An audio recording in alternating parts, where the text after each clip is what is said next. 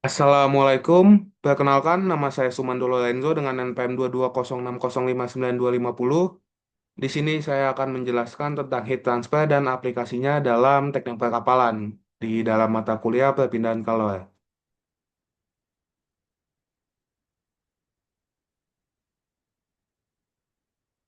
Mengapa heat transfer sangat penting di dalam kapal? Kapal yang beroperasi di lingkungan ekstrim menghasilkan panas yang tinggi. Efisiensi energi dan keselamatan sangat bergantung pada manajemen panas yang efektif.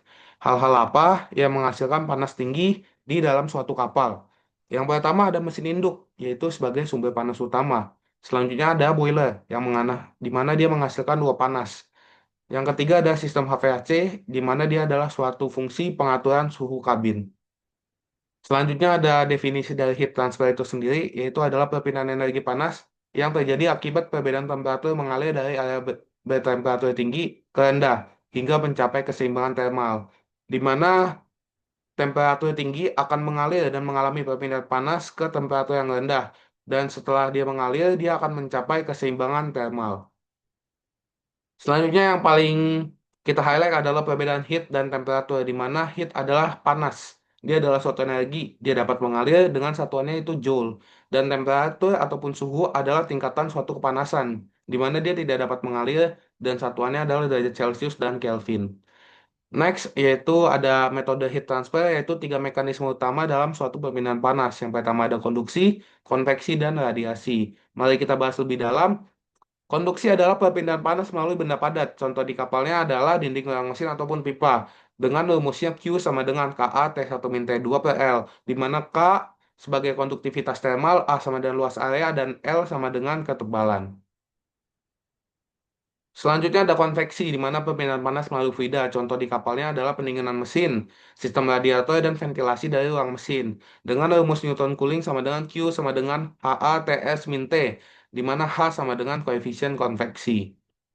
Dan di sini kita mungkin akan masuk ke dalam sistem pengaplikasian pada suatu kapal, di mana ada salah satunya adalah sistem AC ataupun HVAC pada kapal. Kapal ada ruang tertutup yang cepat panas, sehingga AC sangat penting, di mana fungsi utamanya itu mendinginkan ruang kru untuk kenyamanan, melindungi peralatan elektronik sensitif, dan perpindahan panasnya melalui konveksi udara.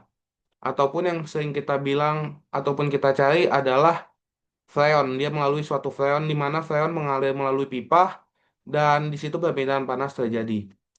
Dan yang kedua, pengaplikasiannya itu ada pendinginan mesin kapal, di mana mesin kapal normalnya beroperasi pada suhu sangat tinggi, seringkali mungkin melebihi 400 derajat Celcius.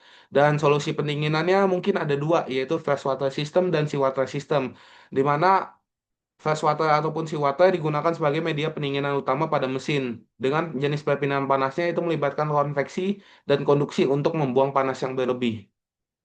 Selanjutnya ada panas matahari di dek. Dek kapal seringkali sangat panas karena paparan langsung dari matahari. Dampaknya adalah suhu ruang dalam naik, konsumsi AC meningkat drastis. Dan solusinya adalah penggunaan cat reflektif atau pemasangan insulasi yang efektif.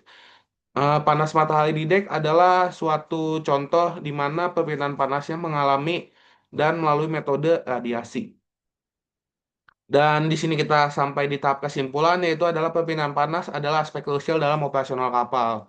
Dia terjadi di hampir semua sistem kapal dan dia memiliki tiga mekanisme utama, yaitu konduksi, konveksi, dan radiasi. Dan pengelolaan panas sangat penting karena untuk keselamatan, efisiensi energi, dan kenyamanan bagi para penumpang ataupun kru kapal.